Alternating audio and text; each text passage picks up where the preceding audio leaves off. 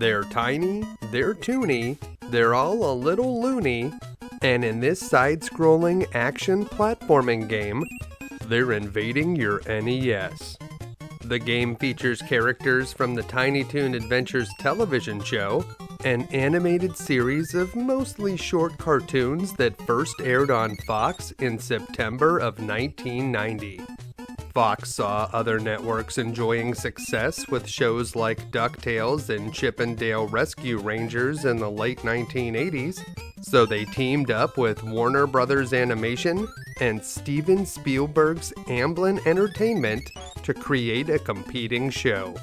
Creator Tom Ruegger's idea was to develop a show starring junior versions of classic Looney Tunes and Merry Melodies characters, reimagined for a modern audience. Warner Brothers still occasionally made Looney Tunes shorts, and their classic cartoons could still be seen in syndication on TV, but the golden age for these characters was from 1944 to 1964, and the first Space Jam movie wouldn't come out until 1996, so you could say the series was ripe for a reboot. Tom Ruegger had created a pup named Scooby-Doo, a similar concept for the Scooby-Doo series, so he was a natural choice to develop Tiny Toon Adventures. The titular Tiny Toons are new characters that are at least spiritually related to many classic characters, including Bugs Bunny, Daffy Duck, the Tasmanian Devil, Tweety Bird and Sylvester the Cat, Elmer Fudd, Porky Pig, and many others. The show was a hit for Fox, running for 3 seasons and winning 7 Emmy Awards. It paved the way for other successful Warner Brothers animation shows, like Animaniacs. With the show being so successful, Konami wisely secured the rights to make a video game based on the property. The game was directed by Kazuyuki Yamashita, and while he didn't have any major games on his resume at the time, he would go on to direct 2 games in the Goemon series, which is known as Legend of the Mystical Ninja outside of Japan. Sadly, the 2 Goemon games that he worked on were not officially released in the US. Tiny Toon Adventures on the NES stars Buster Bunny as your default character. You'll be able to choose one of 3 secondary characters at the beginning of each world, and you can transform into this character if you find a Toon-Around item. Buster is the best jumper. Plucky Duck can fly through the air and is a fast swimmer. Just be careful not to run quickly into walls as him. Furball can cling to walls and can even climb them.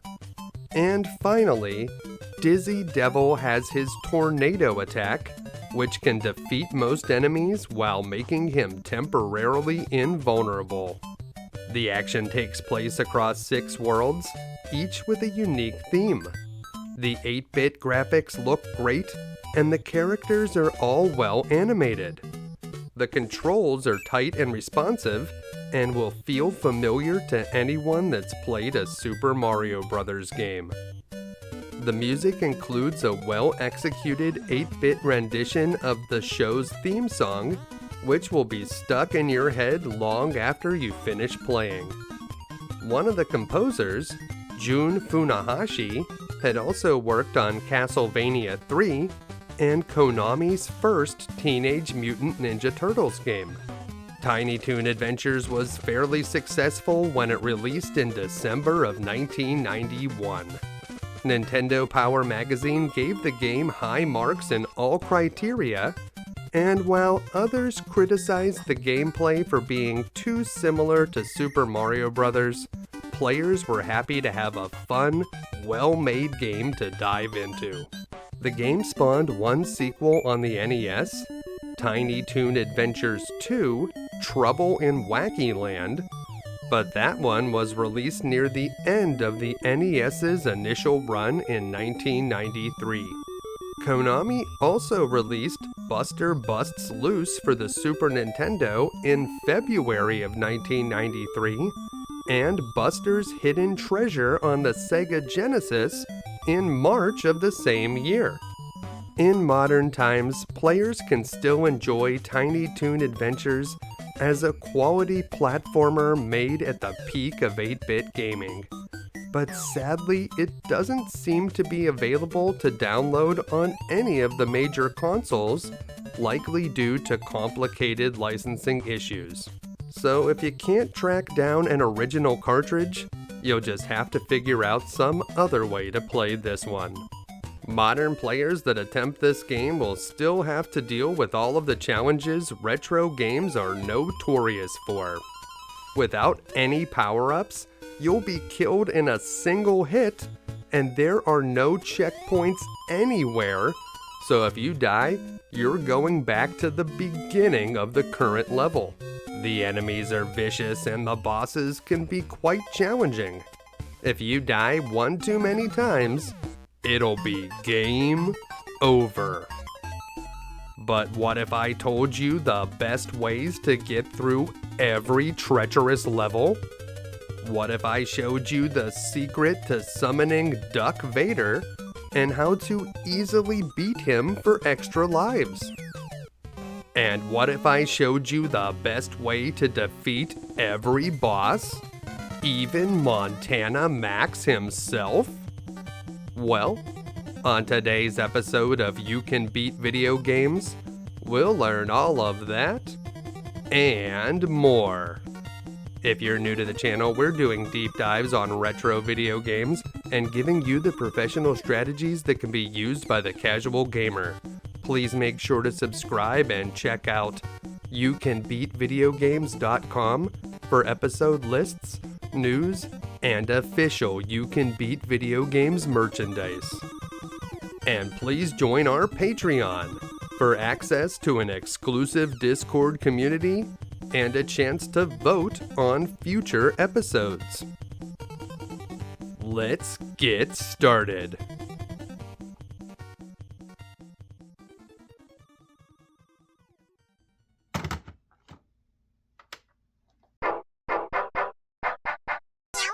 All right. Tiny Toon Adventures. Before we jump into the game, let's take a look at this secret code. If you press AAA, BBB, select A and start on the title screen, you'll be taken to this stage selector where you can choose from 24 different sub-levels, including ones like this one where you have to escape from Elmira. So this is a great way to practice certain levels that you may be having problems with. If you wait on the title screen for a moment, you'll see this cutscene that explains the story of the game, and it seems that Montana Max is broadcasting to a single individual television in Buster Bunny's house, but that's just something that video game bad guys can do. He kidnapped Babs Bunny and has her suspended above a great white shark in a comically small pool. Now look, I know the entire idea of this game was to copy Super Mario Bros., but I think it would have still worked if they didn't copy the plot. As we start up a game, we'll see the map and we'll head towards the first world. We'll be able to choose from one of 3 different secondary characters here. I recommend Plucky Duck for the first world, but these levels are fairly easy, so any of the secondary characters could work. Just like in Super Mario Bros., hop on enemies to defeat them, and you'll want to collect that heart item by popping the balloon. The heart will allow you to take one hit from an enemy without being killed.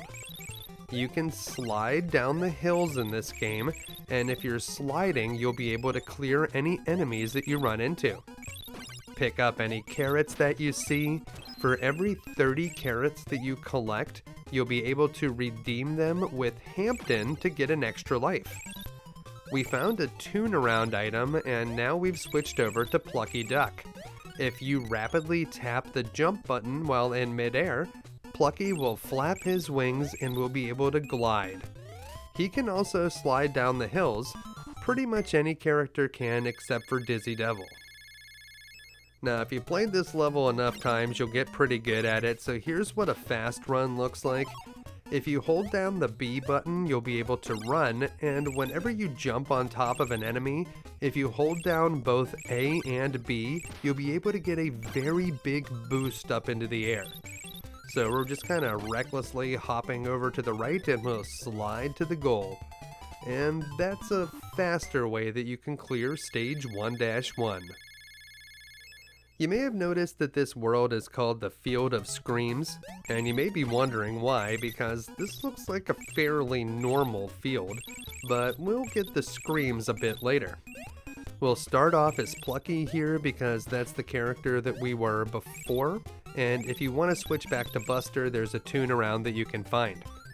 If you jump on top of this enemy and boost off of him, you can get up on top of the ceiling here, which will make it easier to get across to this Hampton door. Whenever we visit Hampton, he will introduce himself, although I feel like he should already know Plucky Duck, right? Well, in any case, he'll redeem our carrots for extra lives, and because we had more than 60, we'll get 2 this time. You'll also get an extra life each time you make 20,000 points, and if you collect a heart while you already have one in your inventory, but you can't hold more than 9 extra lives in reserve. You can also jump on top of this ceiling, and over here we'll see Arnold, and I recommend just running past him, but if you insist on trying to kill this guy, stay far away from him until he throws the dumbbells and then try to jump on his head. And over here, this is going to be our first Elmira escape. Run and jump over Elmira when she runs towards you, and try to keep as much space between you and her as possible. Eventually the door will appear and you just need to run into the door, you don't have to push up. If Elmira grabs you, and it doesn't matter if you have a heart, she just has to touch you once, you will be sent back to the beginning of the world, and I'm talking level 1-1, so avoid Elmira at all costs. And here, in level 1-3, we finally get the Screamz. It's a haunted house. There's a tune around item right above where you start, so if you want to switch characters you can, but I recommend staying with Plucky if you have him. And in this area, slide down the slanted surfaces so that you can easily get through the ghosts. Don't try to run too quickly through that part, you will almost certainly get hit. And over here, if we head over to the left, we'll find the clock. The clock will freeze the enemies in place for a few seconds, and that's the only place we'll see the clock in the entire game. Down here we can collect a heart, and then you want to slide down to the bottom to get through those enemies. Try to get these spikes to drop and then head back a little bit to the left, and then we can proceed safely to the right. If the ghosts pop out around you here, wait until they start to spread out a bit, and then make your move to get past them. There's another trigger over here. If you jump over the spot that makes the ghosts trigger, they will not appear. And once you go through this door, you just want to run to the right. There's some more ghosts here, but you'll safely get past them. And here's the first boss, Dr. Gene Splicer. Splicer will ride back and forth across the room with his skateboard and will toss an anvil at us when he's at the top of a ramp. Wait at the bottom of one of the ramps and hop onto his head as soon as he tries to go up. That's the safest time to hit him.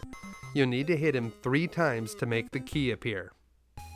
Now, before we go on to World 2, let's talk about how to make Duck Vader appear. You need to collect enough carrots so that you have a multiple of 11 in your inventory. So we're talking 11, 22, 33, and you need to make sure that you have that many carrots at the end of level 1-2 because there's no carrots in level 1-3.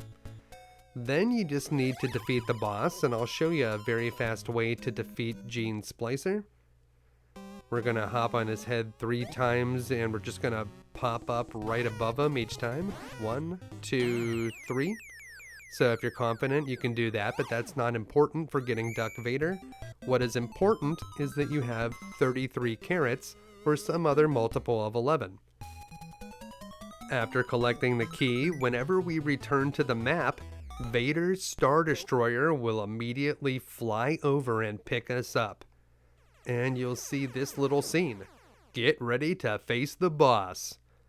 The first thing we want to do is hop on both of the stormtroopers at the bottom and then stand underneath Duck Vader.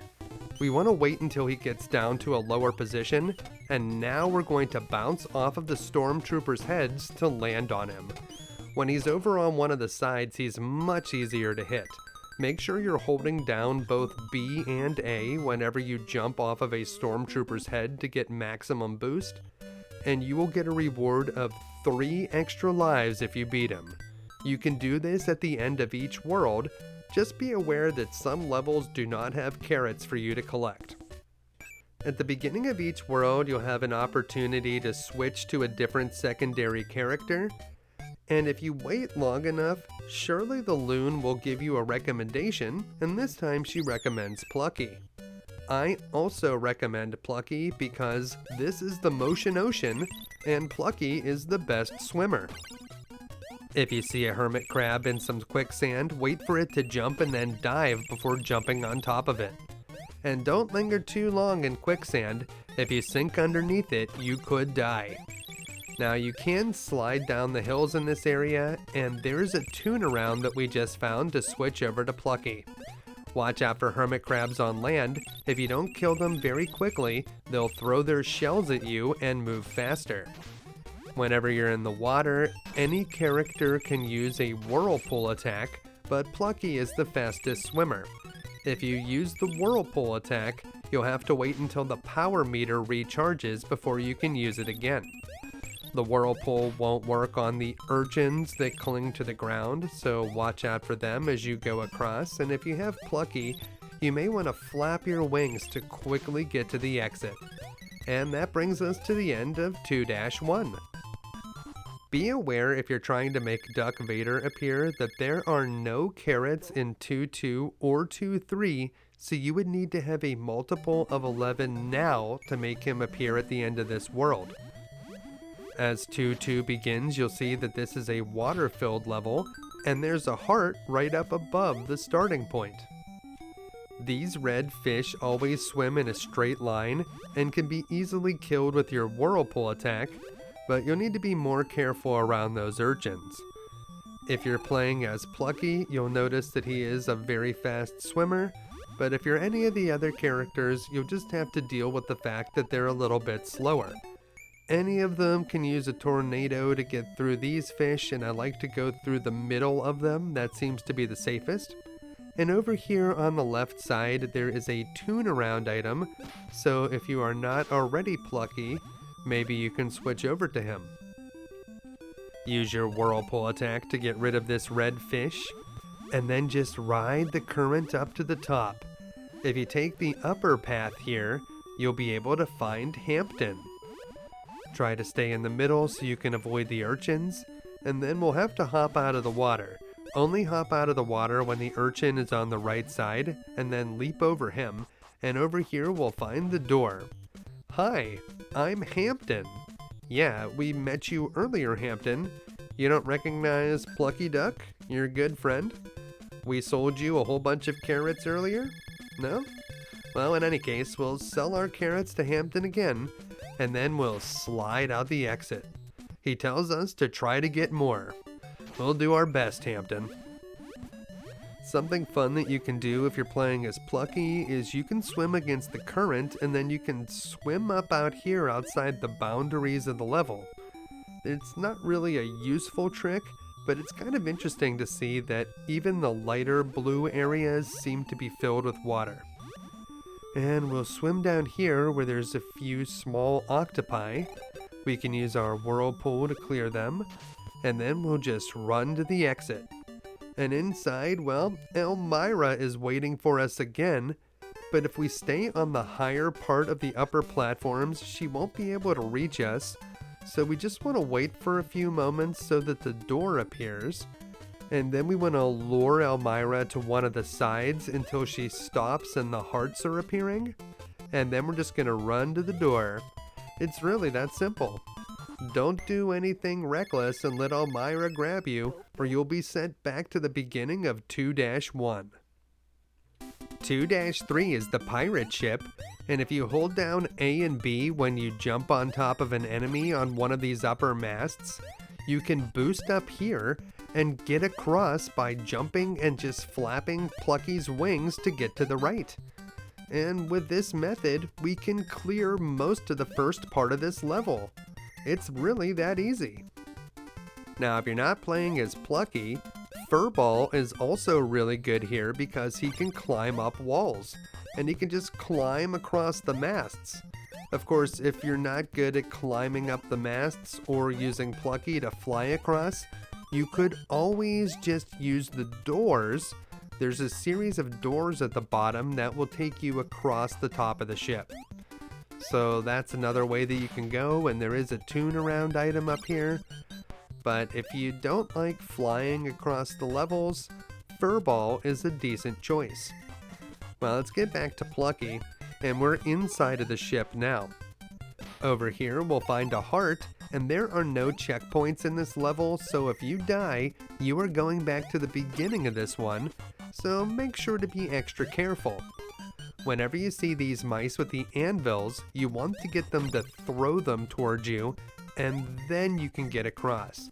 So wait for the mice to throw the anvils and then hop on top of them. Over here, this mouse is very dangerous. Make sure to only jump on him when you are not underneath the spikes. And then you can just walk quickly to the right here to get by those spikes that are falling. And don't jump on top of the barrels here. They'll explode and you can get hit. And you don't want to get hit right before you face the boss, Captain Claw. I like to start down here in the lower left corner. Just be aware that he's going to jump directly towards your position and move out of the way and quickly jump on his head. He will jump up into the air and drop a barrel on you, and if you're over in one of the corners, the barrel will often just roll off the screen where it won't be able to hurt you. Just stay down here at the bottom, try to watch out for the captain's sword attack. He can definitely slash you with that sword if you're not careful, and get 3 hits on his head to win the fight. Now that's the more basic way to defeat this boss, but there is another way that I also like, and that's to start up here and just quickly jump on his head, and then we're going to try to jump onto one of the upper corners. Up there, the barrel won't be able to get you, and for the third hit, if you're over here on the right, I just drop down onto this platform, and if you're in the right spot, the captain will jump into your feet and defeat himself. But the best part of that strategy is just staying off the screen. You can be safe there from the barrel attacks, and that can make the captain a good bit easier. World 3 is the Weird Forest. And if we wait for a recommendation, our fortune teller friend will eventually suggest that we choose Dizzy Devil. And you know what? Dizzy Devil is a good choice for the woods here, so that's who we're going to pick. But I do think that Furball is also a good choice, so we'll be looking at him as well. Watch out for owls that attack you as you hop along here. And those green, I'm gonna call them melons, those count as carrots in this level. We grabbed a tune around item and transformed into Dizzy Devil, who plays a good bit differently than the other characters. Dizzy Devil can use a tornado attack when you press B, and you'll have to wait for it to recharge before you can use it again, so watch the power meter in the lower left. The tornado attack is nice, but it can destroy some platforms that you may want to stand on, and it also means that Dizzy Devil won't be able to run, and he also can't slide. So because the tornado attack is mapped to the B button, you'll just be moving at a normal pace with Dizzy. If you're good at using Dizzy Devil, I would say that the tornado ability definitely outweighs the downside of not being able to run. Sometimes you may just need to stand around and let it recharge. There are some blocks down below that we can tornado through, but we'll grab those melons first. And be aware that there are no carrots or melons in the next two parts of this world. How many carrots you've collected doesn't matter too much unless you're interested in summoning Duck Vader or visiting Hampton, and you'll only be able to visit Hampton in this world if you're playing as Dizzy Devil, because we'll need to use him to break through some blocks in this level. There's a Toon Around item on the left side if you need to transform into your secondary character. And you'll see that Dizzy Devil's usefulness here is twofold.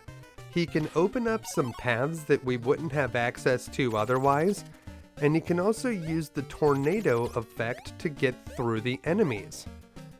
The trees with the scary faces on them will release bats, and the beehives will release bees, and those bees can be fairly relentless, so if there's a bunch of bees on your screen, I do recommend killing them. Over here, there's another Toon Around, and there's a few of those hedgehog enemies here. Don't jump on the hedgehogs whenever they're in their ball form. Wait for them to stand still. Down here at the bottom, we can use the tornado attack to get through those blocks, and that's going to lead us to Hampton. As usual, Hampton acts like he's never met Dizzy Devil before, but he is willing to purchase mysterious melons from this stranger in place of carrots. So for every 30 carrots or melons you've collected, you'll be able to get an extra life here. Of course, you can only have 9 extra lives at one time, so any more that you collect after that won't count. From Hampton's house, we're going to head to the right, and if we use the tornado attack up here, that'll give us a little bit of extra assurance that we'll make it to the door. In this room, we'll meet Elmira again, and as Dizzy Devil, you can just tornado right through her and head over to the right side. Now we'll only have to jump over her one more time to reach the door. That is a very easy way to get past Elmira. Just make sure that she doesn't send you back to the beginning of 3-1. I mentioned Furball earlier, and Furball may actually be better than Dizzy Devil for this level. Look at how adept Furball is to getting over the trees. His wall climbing ability is extremely useful here. So just hop up the walls, watch out for enemies, you want to hop across here, and just work your way to the right.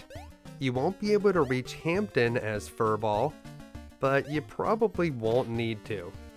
We're not going to grab the Toon Around there, watch out for the tree that spits bats, and here is Elmira, and if you're playing as Furball, we're going to take the upper route here. Remember, if you mess up your jump a little bit, you can grab the side of these blocks, but you want to stay up on the top of them and just work your way over to the right until you see the exit appear, and you can just jump over to the door. 3-3 is an underground area that has several connected rooms. We'll start off by tornadoing our way down to the bottom, and then we're going to hop up here where we will wait for our power to recharge so that we can tornado again through those enemies. Then we'll just work our way to the bottom of these stairs, and there's the first door. On the other side of the door, we'll need to carefully hop across here, so try not to hit your head. And up at the top, we're going to jump down here into the water, where Dizzy Devil can also use a whirlpool attack. Just remember that that will require him to recharge his power meter if you want to use the tornado.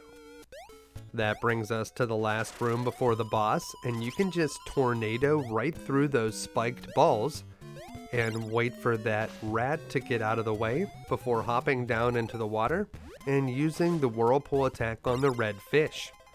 Then we'll stomp on these rats whenever there's a convenient moment, and just keep working your way to the right across the bottom of the map.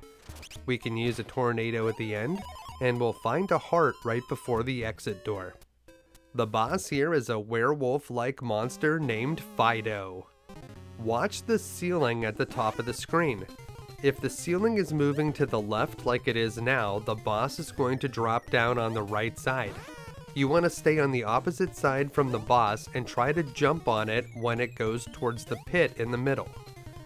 You'll see that the ceiling is moving to the right now, so the boss is going to drop down on the left side. You only need to hit the boss 3 times to make the key appear. And that's the end of World 3. But before we go on to World 4, let's take a look at 3-3 as Furball, because his abilities are also very useful here, and you can take a slightly different path.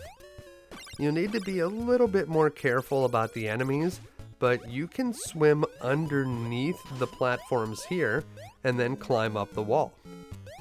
I slid through that guy. That's one way of dealing with that enemy, but you can also jump on top of him when there's a good opportunity. You need to make sure that you're moving fast enough if you want to do the slide. So start running towards an enemy and press down to slide through it. You could do that as other characters too, not Dizzy Devil, but characters like Buster and Plucky can also slide. And up here at the top there's a Toon Around item, but we're not going to need it because in this last room, there's a lot we can do as Furball. Quickly head past the spiked balls and climb up to the top here, where we'll be able to take an alternate route. You can even go up on top of the ceiling here, but you won't be able to get very far. This upper route takes you through a little bit of water, but the 2 paths merge right near the door, so don't miss the heart in the balloon to the left.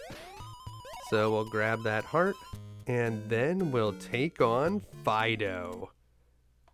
Just like we did as Dizzy Devil, you can fight Fido the same way with Furball. We'll be a little bit more aggressive this time, but just watch the ceiling and you'll know where the boss is going to come down. He's going to drop on the left this time, and that's it. We have the key of World 3. Time to move on to the next one. If you thought World 3 was difficult, World 4, Boomtown, is even more challenging. So be prepared for another difficulty spike.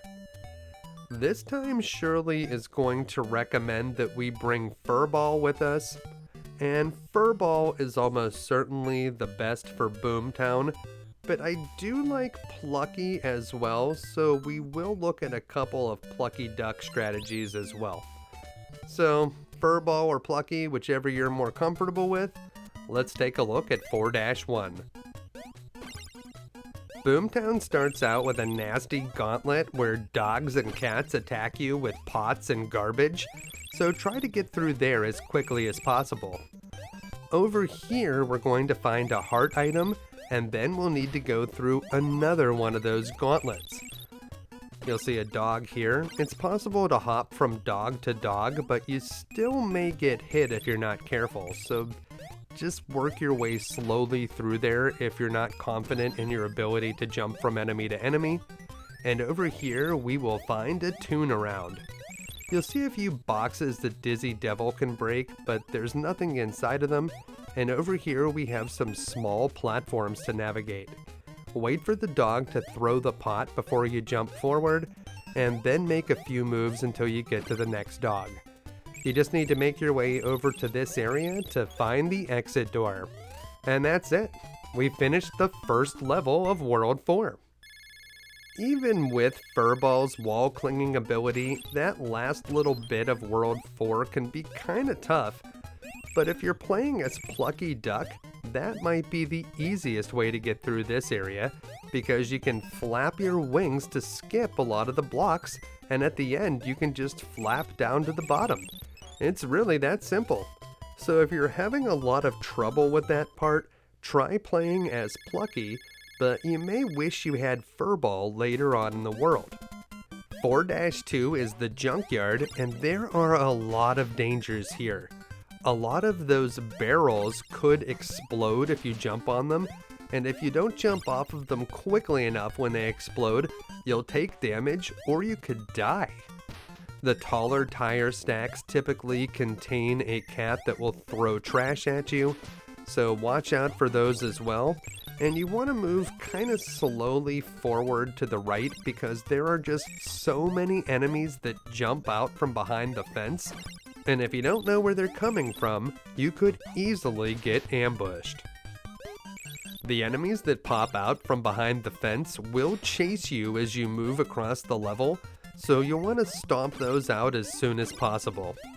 And just keep on working your way to the right. There are carrots for you to collect here, but sadly there is no Hampton in World 4 so that you can redeem them for extra lives.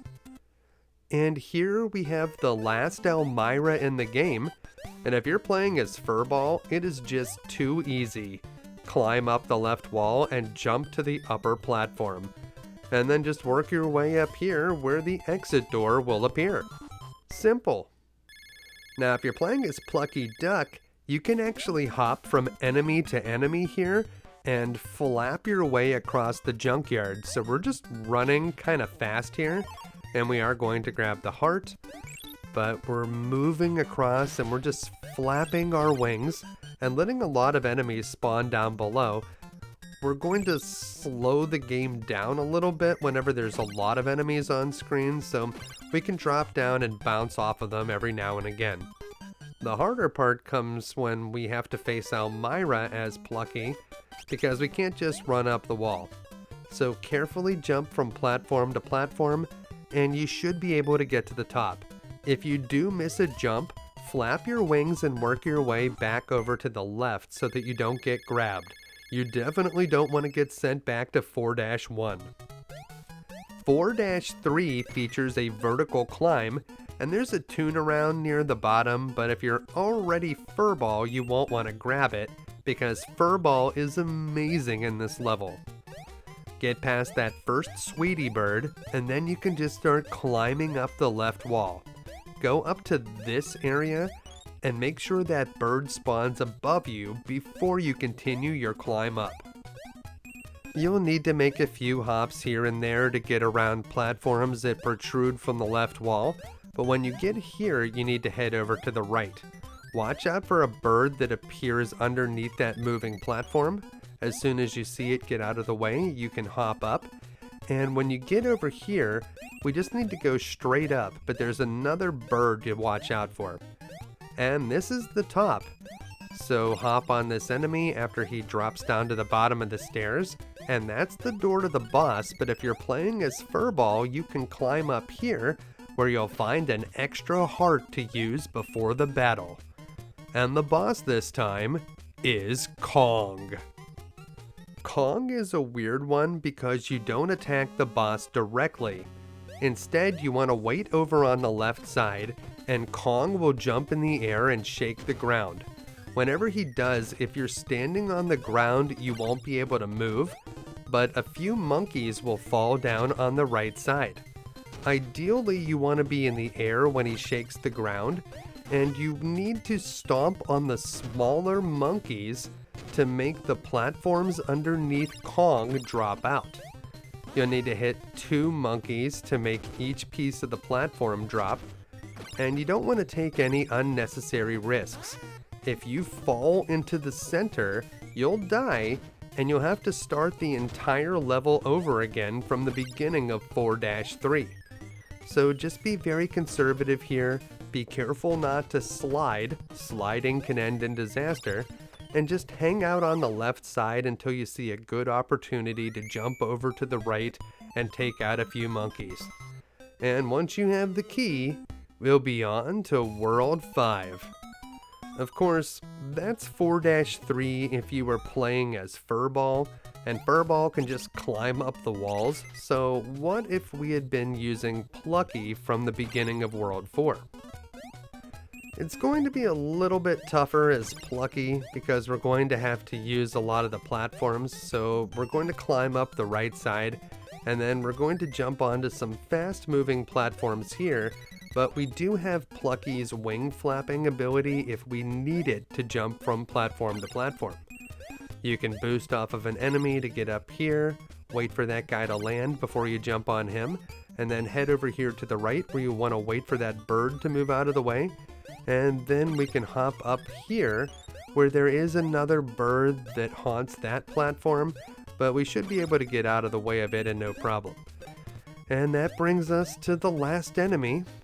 Wait for him to drop down to the bottom, and we'll be able to hop on his head, and you won't be able to grab the extra heart this time, so just head on to the boss. Plucky's gliding ability gives him a unique advantage against Kong because it's easier to stay off the ground whenever it's shaking. So just like his furball, we're going to start on the left side because the monkeys don't drop on the left. But we're going to flap our wings as we head across to the right so that we don't land on the ground whenever it's shaking. And we're just going to try to get the drop on those monkeys. You'll notice you can actually fly through the boss himself because the boss is not who you need to attack. We just need to take out his minions. And with that, we've defeated Kong as Plucky, and we've obtained the 4th key. Only one more key before we can head to the mansion. I have a bit of good news. Compared to World 4, World 5 is much easier. This is Wacky Land, and Wacky Land works a bit differently than the previous 4 worlds. First of all, Shirley won't give you a recommendation this time, but I definitely recommend Plucky Duck. There's a lot of small platforms to navigate here, and Plucky will be your best bet for that. There's also no boss this time. You just need to collect these small go-go dodos, and there are 5 of them for you to find. Once you find all 5 of them, you'll immediately complete the world. It's that simple. If you still have some carrots left over in your inventory from World 4, you'll be able to redeem them with Hampton here. This is the last Hampton of the game. But honestly, lives don't matter that much anymore. In the last 2 worlds, if you die at any point, you'll need to start the world over again from the beginning. So if you lose all your lives and have to continue, it's pretty much the same as just dying any other time. You get unlimited continues in this game. In this room, we'll find a tune around so that we can switch over to Plucky, and he will help us fly over a lot of the dangers here. There are also 2 go-go dodos to find in this room, so make sure to grab both of those before moving on. If you miss any go-go's, you'll have to repeat the entire level until you find them all. Here in the 3rd room, there are 2 more go-go's, and this is the last room. Watch out for that pen, it will jump towards you, but if you're fast enough, you can just stomp it before it moves. The first go-go in this room is up at the top there, so hop onto the small platforms and grab it, and now there's only 1 left to find. If you're Plucky, you can fly over a lot of this. There's just some small platforms here, so slowly hop across them. And there's the last go-go, but if you head over here to the right, you can find a heart. So you may want to grab that before you go to the final level. Once you have the heart, head back to the left where you'll be able to get the last go-go by sliding under or using Dizzy's tornado to get through. And you'll see there's no boss. All the small go-go's form into a larger one, who gives you the last mansion key. We're going to need the 5 keys in the final stage. Of course, the game won't let you progress to the final stage until you have all 5 keys, so it's sort of a moot point. But it's finally time for Monty's Mansion. The mansion is tough, and you will need to complete it on a single life. If you die at any point, you'll be sent back to the beginning. If this is your first time through the mansion, I definitely recommend Dizzy Devil. And you'll see in this first room, the lights will be switched off.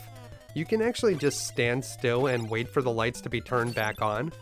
Make sure to quickly stomp on the guards as soon as they appear on the screen before they start throwing knives at you, and wait for the chandelier to drop before you go under it. In this room, you'll find a toon around to transform into Dizzy Devil, and we're going to use his tornado to get past these spikes. Wait for it to charge up in this spot, charge forward using the tornado, and stop right here. Do not move farther forward until you are fully charged. Now step forward, use another tornado, and wait. Just wait here right in front of the spikes. We'll need to use another tornado. Don't walk into the spikes, make sure you're fully charged, and that will bring us to this door. And that's one of the harder parts. In here, we need to avoid cannons that shoot money bags, and although we can duck under the first two, we'll need to do some small hops to get over the next few. When you see two together on the right at the top, use your tornado and jump up in the air to make more of the cannons scroll onto the screen, and that should give you some safety to make it up to the top, where you'll be able to grab a heart if you need it.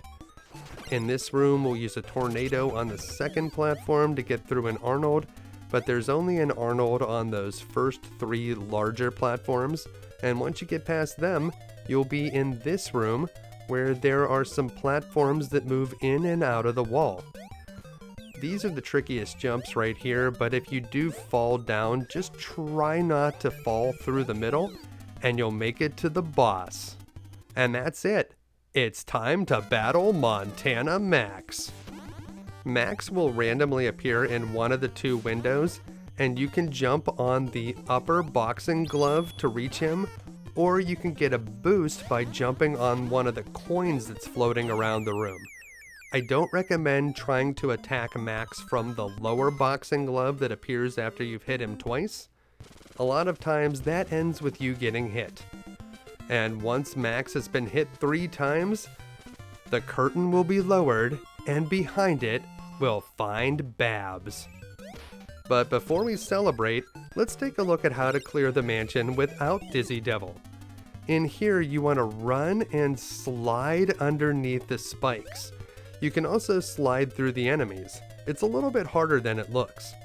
If you have Furball, you can use him here to climb at the very end, but you still want to jump over most of these money bag cannons. This part's tricky, but here's where you can use the climb. And over here, don't miss the heart, especially if you don't already have one. In this room, we're going to want to jump over the Arnolds, so jump over the first 2, and then I like to just hang out on the wall and let that third one run past me. The third one seems to come a little bit early, so he's the trickiest one to get past normally. And as Furball, we should have no trouble with this room. We still need to get through that spot where it's a little bit tighter. Try not to hit your head, and just climb up the wall to the boss. And let's fight Montana Max as Furball. It's not a big difference as Furball. You just want to jump from the upper boxing glove or from the coins as you did before. And we're going to try to avoid that lower boxing glove. The lower boxing glove is the one that always hits me if I do get hit during this battle, so keep your eye on that one. We'll take a look at the ending where Furball rescues Babs. After this very first scene, all of the rest of the ending is the same regardless of which character you choose. And now let's take a look at a Montana Max strategy as Plucky Duck. Plucky is very good against Max because you can just get up into the air and keep flapping around until he appears in one of the windows. Especially when you boost off of his head or one of the coins, you can stay away from a lot of the chaos down below with Plucky. Strangely, when Plucky rescues Babs, his face appears white. I'm not sure why that is, it's some sort of glitch, I guess. And finally, let's take a look at the Buster Bunny strategy for fighting Max. You're going to want to use the upper boxing gloves or the coins to get enough leverage to reach Max. Remember to hold down A and B when you're bouncing off of the coins. That'll give you a little bit more boost. You want to make sure you get enough air to actually get above his head. And that's it. We've done it. We've beaten Tiny Toon Adventures. All we can do now is sit back, relax, and enjoy the cheesy ending. Well, it says that Babs was safely rescued and Montana Max was punished, and what is Buster doing to him in that scene? And why does he look so sleepy? Yeah, I'm gonna go with sleepy. Buster looks very strange in this ending. And that's really all there is to this ending. We see a couple of pictures of the game's heroes, including Buster and Babs Bunny. And that's it. It's time to roll the credits. The end. Tiny Toon Adventures is a pretty fun game for the NES. It's not particularly groundbreaking, and it is kind of similar to Super Mario Bros. But if you like the Super Mario Bros. Games, well, you'll probably find something to like here. There are a few original ideas present, like the battle against Elmira. That's a little bit different. So they did try a few things, but the game is not particularly innovative. The only thing I would change about this game is the story. I don't think that Babs Bunny is much of a damsel in distress type, and if Montana Max has to be the villain, I would probably just have him trying to buy all of Acme Acres and then pave it over to make a shopping mall. Or maybe he could kidnap Bugs Bunny, and if we don't get him back, Earth will definitely lose the Space Jam. Although you'll notice that none of the classic Looney Tunes actually appear in this game, so I have a feeling that they weren't part of Konami's licensing deal. Well, I hope this video was able to help you finally beat Tiny Toon Adventures and return peace to the world of Acme Acres. If it did, make sure to give it a like, and make sure to subscribe for more videos, because there will always be more animated places to protect. And that's why we'll be back again next week with another video game you can beat. Thanks for watching.